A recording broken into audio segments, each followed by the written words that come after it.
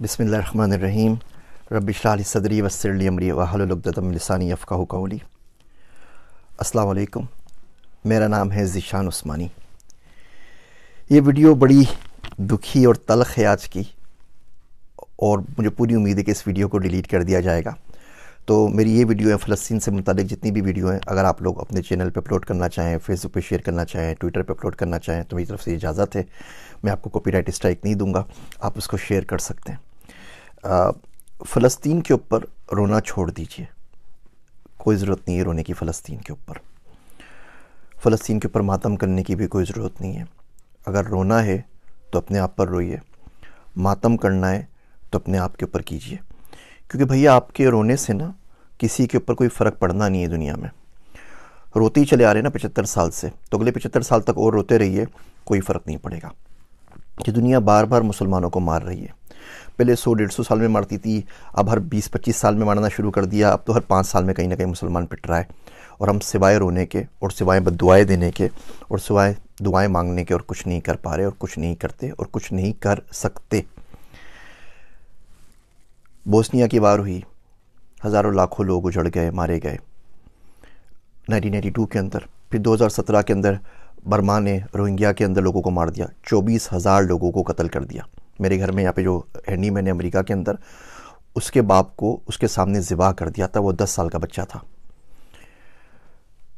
और उसको बाद में पनाह भी थी तो अमेरिका ने दी, जिसको हम सुबह शाम गालियाँ देते रहते हैं। हमारे मुल्कों ने, किसी ने उस गरीब को पनाह भी नहीं दी। और अब ये मसला चला हुआ है फ़लस्तीन का। और अब सब कुछ याद रखता है, तारीख़ सब कुछ याद रखती है। हम लोगों ने पढ़ना छोड़ दिया। तारीख़ याद ज़रूर रखिएगी कि 55 से ज़ायद इस्लामी मुल्क, 1.6 बिलियन से ज़्यादा मुसलमान, 22 से ज़्यादा अरब स्टेट्स, और गज़ा के अंदर पानी की एक बोतल नहीं पहुंचा सके। जब तक बड़े साहब परमिशन ना दें तब तक इजिप्ट अपनी बॉर्डर भी नहीं खोलता एड्स के लिए। बंदे वहाँ से निकल रहे थे, मारे जा रहे थे, उन्होंने अपनी बॉर्डर्स बंद कर दी कि जी हमारे पास नहीं आए, वहीं जाके मरें, जो कुछ करना है, यहाँ पे आने की ज़रूरत नहीं है। सिवाय बातों के, सिवाय लफ्फ़ाज़ी के हमें क्या मिला? लीबिया से क्या मिला? जॉर्डन से क्या मिला? कतर से क्या मिला? सऊदी अरब से क्या मिला? किसी से कुछ नहीं मिला। बोलने की हिम्मत नहीं है हम लोगों के अंदर। अब CNN के ऊपर चले जाइए, जितने इनके एक्स आर्मी चीफ़ हैं, जितने इनके डिफेंस एनालिस्ट हैं, सबके सब अपनी कहानियाँ गढ़ रहे हैं कि वार यूँ करनी चाहिए, ग्राउंड इन्वेजन ऐसे करना चाहिए, यूँ करेंगे तो इसराइल को नुकसान हो जाएगा, यूँ करेंगे तो फ़ायदा हो जाएगा। सबके सब आके अपने तबसरे कर रहे हैं। पाकिस्तान में आप बताइए ना, किसका आपने बयान सुना है? कोई एक्स चीफ़ हो जिनका आपने बयान सुना हो, कोई एक्स प्राइम मिनिस्टर हो जिनका बयान सुना हो, कोई एक्स प्रेसिडेंट हो जिनका बयान सुना हो, कोई डिफेंस एनालिस्ट हो जिनका बयान सुना हो? ये सारे के सारे कहाँ चले गए? इस्लामिक फोर्स बनाई थी ना पूरी की पूरी, जिसको हम लोग चेयर कर रहे थे, वो किधर गए इस्लामिक फोर्स? उनका कोई बयान सुना है आपने आज तक? सिवाय छोटी सी लफ्ज़ी के, एक दो घिसे पिटे बयानात के, हम कुछ नहीं कर पाते। और सामने वाले झूठ पे झूठ बांधे चले जा रहे हैं। मैं आपको कुछ स्टेट्स देता हूँ। हम लोग डेटा साइंटिस्ट हैं, हमारा काम ही डेटा का काम होता है। पाकिस्तान में तो वो भी नहीं कर सके, बाहर आके कम से कम वो काम करने की इजाज़त है। 23 सालों के अंदर, 2001 से अगर शुरू करते हैं तो 23 सालों के अंदर हमास ने इसराइल के ऊपर कोई 27-28 हज़ार रॉकेट फेंके। अच्छा, जो रॉकेट होते हैं ना, वो मिलिट्री ग्रेड रॉकेट नहीं होते, वो जो यूरिया से घरों में बनाए जाते हैं ना, छोटा सा एम्यूनिशन की, किसी के सर के ऊपर जा लगे तो बंदा मरे, अदरवाइज वो ज़ख्मी होगा बेचारा, वो वाले रॉकेट। और मोटर शेल्स 5-6 हज़ार वो फेंके। टोटल किसी भी एस्टीमेट से ये 36,000 से ज़्यादा नहीं है, 35,469 है टू बी एग्जैक्ट। आप 36,000 काउंट कर लीजिए इन 23 सालों के अंदर। आयरन डोम आ गया भाई। आयरन डोम तो 2011 के अंदर आया ना, उससे पहले तो आयरन डोम नहीं था, तो बिल्कुल खुले थे, वो आराम से रॉकेट फायर कर सकते थे। इन 23 सालों में इन 36,000 रॉकेट्स ने 69 बंदों को मारा, 69 बंदों की डेथ हुई। अच्छा, उन 69 बंदों में तो हर इसराइली हर काउंट करते हैं, और आप देख लीजिए ऑनलाइन तमाम लिखा हुआ है। 2 गायें मर गई वो भी लिखा हुआ है, 2 बकरियां मर गई वो भी लिखा हुआ है, 2 बच्चे हलाक हुए वो भी लिखा हुआ है। इसमें भी 4 फ़लस्तीनी थे अपने, वो पता नहीं उस बॉर्डर के उस साइड पे क्या करें। 4 फ़लस्तीनी 69 में शामिल है, वो हलाक हुए तो बचे 65। इसके अंदर जो बंदे 65 मरे, उसमें भी 5-6 मुसलमान थे, उनको भी निकाल दीजिए। तो एक्चुअली जो नुकसान हुआ 59-58 बंदों का हुआ। वो लोग वहाँ पर हलाक हो गए। अच्छा, इसका अगर आप एवरेज निकालें तो इसका मतलब ये हुआ 521 रॉकेट जब फायर होते हैं तो एक बंदा मरता है। 69 बंदे मरे, 36,000 रॉकेट फायर हुए हैं, तो 521 रॉकेट फायर होंगे तो एक बंदा मरेगा। अच्छा, ये तो 23 साल की हिस्ट्री चल रही है। उसके बाद क्या हुआ अचानक कि वो बोलते हैं कि जी हमास का एक रॉकेट फायर हुआ और गलती से घूम फिर के वो वापस आके अपने हॉस्पिटल पे गिर गया, हॉस्पिटल की पूरी बिल्डिंग तबाह हो गई और उसमें 500 बंदे एक साथ मर गए। तो ये कैसे हो सकता है कि 521 रॉकेट मिलकर एक बंदा मार रहे थे पिछले 23 सालों के अंदर, और एक रात अचानक एक रॉकेट फायर हुआ और इतना ज़बरदस्त रॉकेट बन गया, वो घर के यूरिया से बना हुआ, कि वो अपनी हॉस्पिटल पे लग गया और उसने 500 लोग मार दिए और हॉस्पिटल की पूरी बिल्डिंग जो है वो तबाह बर्बाद हो गई। और हम लोग ये एजेंडा बाय कर रहे हैं। आप CNN पे जाएं, हर जगह जाएं, बोलते हैं जी बिल्कुल ही इन्होंने अपने बंदों को खुद ही मारा है, ये खुद ही कत्ल हुए हैं और कातिल अपने खुद ही हैं, और हम ये बात मानने को तैयार हैं क्योंकि हम इसके अलावा कुछ कर नहीं सकते। और ये बर्बरियत जो है ये चली जा रही है और हम सिवाय बद्दुआएं मांगने कुछ नहीं कर रहे। दो तरह के पाकिस्तान में लोग हो गए। एक वो लोग हैं जो झोलियाँ भर भर के बद्दुआएं दे रहे हैं। वो शायर कहता है कि कब अश्क बहाने से कटी है शब हिजरा, कब अश्क बहाने से कटी है शब हिजरा, कब कोई बला सिर्फ दुआओं से टली है। ये दुआएं हमने तो मांगी थी अफ़गानिस्तान के लिए भी, फिर क्या हुआ, इराक़ के लिए भी मांगी थी, पाकिस्तान के लिए भी मांगी थी, सबके लिए मांगी थी, फिर क्या हुआ। मेरा दोस्त अब्दुल्ला कहता है कि अगर आज खुदा ना खास्ता भारत के साथ जंग हो गई ना, तो फरिश्ते उनके साथ खड़े होंगे, हमारे साथ नहीं, क्योंकि हमारे आमाल ऐसे नहीं है, हमें मुनाफ़कत इतनी ज़्यादा बस गई है। तो एक लोग वो जो हैं जो दुआएं और बद्दुआएं मांग रहे हैं और उनसे कुछ नहीं होगा। एक वो लोग हैं जो झूठी आस दे रहे हैं सिर्फ और सिर्फ अपने व्यूज़ के लिए। इराक़ में भी हुआ था, इराक़ तबाह कर देगा अमेरिका को, आप देखिए कैसे काया पलट होगी। ऐसे ही कोई ना कोई उल्लू का पट्टा रोज़ आके वीडियो रिलीज़ कर रहा होता है और बोल रहा होता है कि हमास ये बिगाड़ देगा, हमास वो बिगाड़ देगा। 256 F-16 है उनके पास, इसराइल के पास 256। हमारे पास जो F-16 है वो एल बैंड के ऊपर नहीं चलते। वो एल बैंड पे अगर उसको जाना पड़ेगा आपको ऑफेंसिव मोड के अंदर, तो उसकी परमिशन भी आपको अमेरिका से लेनी पड़ेगी, वरना आप उड़ा के उससे डिफेंस कर सकते हैं आराम से। जो हमने खुद बनाया मुश्ताक वगैरह तो चल सकते हैं, F-16 नहीं चल सकते, परमिशन ऊपर से आती है। एनीवे 256 F-16 इसराइल के पास, 70 से ऊपर F-35 है। F-35 वो प्लेन है कि दुनिया के किसी भी मुल्क में जाके तबाही मचा सकता है, 160 किलोमीटर दूर से फायर कर सकता है विदाउट डिटेक्शन। उसका आपको कोई दुनिया का रेडार डिटेक्ट नहीं कर सकता।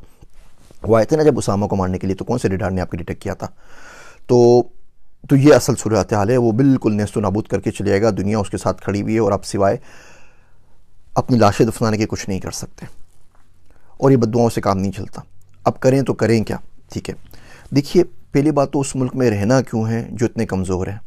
उस मुल्क में करना क्या है कि हम लोग 1.5 बिलियन 1.6 बिलियन मुसलमान मिलके एक पानी की बोतल गज़ा में नहीं पहुंचा सकें। मरते हुए बच्चों के पास उस मुल्क में रहना क्यों है। कुरान शरीफ में आता है ना, सूरह निसा में आप देखिए, फ़ीमा कुंतुम के तुम किस हाल में रहे हो, क्या करते रहे हो। तो लोग बोलेंगे अना मुस्तफ़ीना फ़िल अर्द, हम तो ज़मीन में बहुत कमज़ोर बना दिए गए थे। तो फरिश्ते मारेंगे, बोलेंगे अल्लाह की ज़मीन वसी नहीं थी, कहीं और निकल जाते।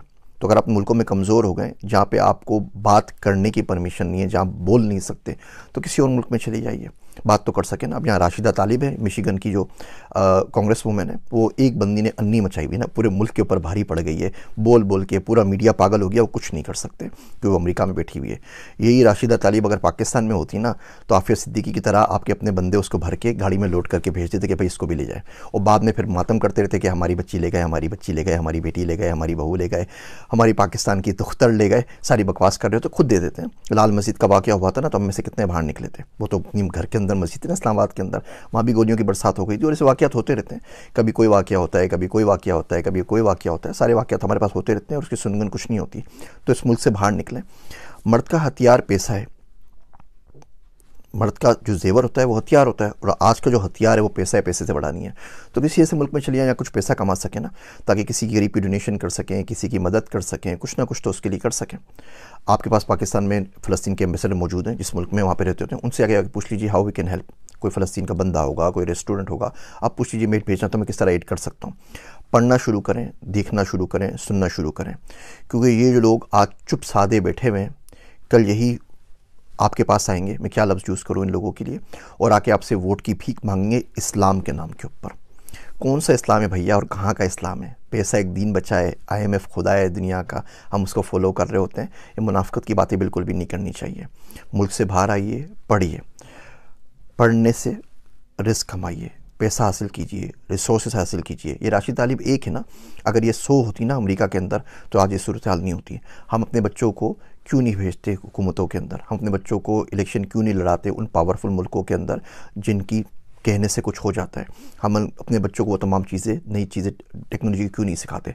पाकिस्तान का मैं आपको हाल बताऊँ, तलमूद इसराइल की किताब है। मैंने किसी ज़माने के अंदर वो इसराइली ज़ुबान सीखने की बड़ी कोशिश की थी, कुछ किताबें वगैरह मंगवाई थी, तो एक्सपीरियंस हुआ, तो पता चला कि तलमूद जो इसराइलियों की जो मजहबी किताबें मुझे पढ़ने का शौक़ था, पाकिस्तान मंगवाई जाए, वो अरबी के अंदर शायर हुई थी कतर से। वो किताबें मंगवाई, कुछ और किताबें मंगवाई, वो छित्तर पार्क में मुफ्ती सईद साहब की लाइब्रेरी है, वहाँ पे मौजूद है, आप लोग जाके पढ़ सकते हैं। तो जब वहाँ पर इस्लामाबाद एयरपोर्ट के ऊपर आई तो उन्होंने कस्टम वालों ने रोक ली। तो उन्होंने ये कौन सी किताबें मंगवा रहे हैं आप, ये तो इसराइल की किताबें हैं, ये तो फ़लाँ किताब है, ये तो फ़लाँ किताब है। उनको बोलता रहा भैया किताबें हैं, पढ़ने के लिए मंगवा रहे हैं, रिसर्च के लिए। खैर उन्होंने 4 दिन तक वो रोक के रखा। फेसबुक पे जाके लिखा, लिंक्डइन पे जाके लिखा, कोई अल्लाह का बंदा मदद कर दे, मेरी किताबें छुड़वा दे, मुझे पढ़नी है, रिसर्च करनी है। अलगर्ज वहाँ पे गया, 7,69,000 रुपये उनकी फ़ीस भरी, चालान भरी, पता नहीं कौन कौन सी फ़ीस थी, रिश्वत ये भी नहीं पूछा। वो किताबें छुड़वा के लेकर आया और छत्तर पार्क में मुफ्ती सईद साहब की लाइब्रेरी में रखवा दी कि कोई बंदा अगर पढ़ना चाहे तो पढ़ लीजिए। इसी तरीके से एक दफ़े किताब मंगवाई, उसमें इसराइल का नक्शा था, तो हमारे कस्टम हुकाम ने उसको रोक लिया। बोला नहीं ये किताब तो नहीं, आप किस चक्करों में लगे हुए। मैं कहा यार भैया पढ़ रहा हूँ, मुल्क के बारे में जानना चाहता हूँ, जा तो सकता नहीं पाकिस्तानी पासपोर्ट के ऊपर, कम से कम समझने तो दो, पढ़ने भी दो। वो परमिशन नहीं मिली। इवन इंडिया से कुछ किताबें मंगवाई, वो आज तक नहीं मिल सकी, कस्टम्स ने रोक ली। या अमेरिका में मिल जाती। ये देखिए ये नक्शा लगा हुआ है इंडिया का, ये पुराना नक्शा लगा हुआ है। मैं जा रहा था कि किस तरीके से इंडिया को पढ़ूँ, इंडिया का मुझे बड़ा शौक़ है और बड़ी ख्वाहिश है जाके विज़िट भी करूँ। वहाँ से इन्विटेशंस भी आए हुए हैं टॉक के लिए और बातचीत करने के लिए। उनके बोर्ड ने रब्ता भी किया था कि आप हमारे बच्चों के लिए 5वीं क्लास की बुक लिख दीजिए। मैं कहा भैया लिख तो दूंगा AI के ऊपर बुक, लेकिन उसके बाद पाकिस्तान नहीं जा सकूँगा, मार डालेंगे। तो बहुत बहुत माजरत। तो ये नक्शा पाकिस्तान नहीं आ सका। बहुत कोशिश की, बहुत ट्राई की कि आ जाए। कस्टम ने बोला कि आप किन चक्करों में लगे हुए भैया, पागल हैं क्या, उठाए जाएंगे, क्या कर रहे हैं। तो हम लोगों ने पढ़ना नहीं है। इसराइल 5.6% अपने बजट का, GDP का रिसर्च पे खर्च करता है, दुनिया में सबसे ज़्यादा खर्च करता है। हम पाकिस्तान में 0.01% भी खर्च नहीं करते। कोई कदर हमारी है नहीं वहाँ पर। तो जिस मुल्क में आप रिसर्च नहीं कर सकें, जिस मुल्क में आप बोल नहीं सकें, कुछ कर नहीं सकें, उसमें करना क्या है। इन वीडियोस के बाद फेसबुक भाई साहब ने मेरे बैन कर दिया है, पेज डिलीशन के लिए मार्क कर दिया है। वो कह रहे हैं 30 दिन में डिलीट कर देंगे, आपने हमारी पॉलिसी को वायलेट किया है। उन्होंने एड अकाउंट भी बंद कर दिया है, तो उसकी वजह से हमारा गुफ्तगू भी सफ़र कर रहा है। अब बाकी चीज़ें भी जो एड थे वो भी सफ़र कर रहे हैं। लिंक्डइन ने भी वार्निंग दे दी है। यूट्यूब भी पता नहीं कितने दिन बर्दाश्त करता है, उसके बाद ये भी बंद कर देगा। तो आप इसको शेयर करना चाहें तो मुझे कोई एतराज़ नहीं है, मैं आपको कॉपीराइट स्ट्राइक नहीं दूंगा। लेकिन भैया ये अलमिया है। अब आप बताइए इसमें आपके और मेरे रोने से क्या हो जाएगा। हाँ, रो के दुआ मांगे, उससे इंशाल्लाह ताला अल्लाह हो सकता है कोई सबील करे और आपके दिल में डाल दे कि इंसान का बच्चा कैसे बनना है और दुनिया के अंदर पावर कैसे हासिल करनी है, दुनिया के अंदर रिसोर्सेज कैसे हासिल करनी है। वो पर्सनल फाइनेंस पे आपको मैं किस्तें बनाऊंगा तो आपको दिखाऊंगा कि आप गुरबत को तोड़ के मिलियनेयर कम से कम बनने की कोशिश कैसे कर सकते हैं। वादा तो नहीं, लेकिन कोशिश कैसे कर सकते हैं। भैया पढ़ना शुरू करें, लोगों को देखना शुरू करें, कौन क्या बोल रहा है और क्या नहीं बोल रहा, और इसको याद रखिए।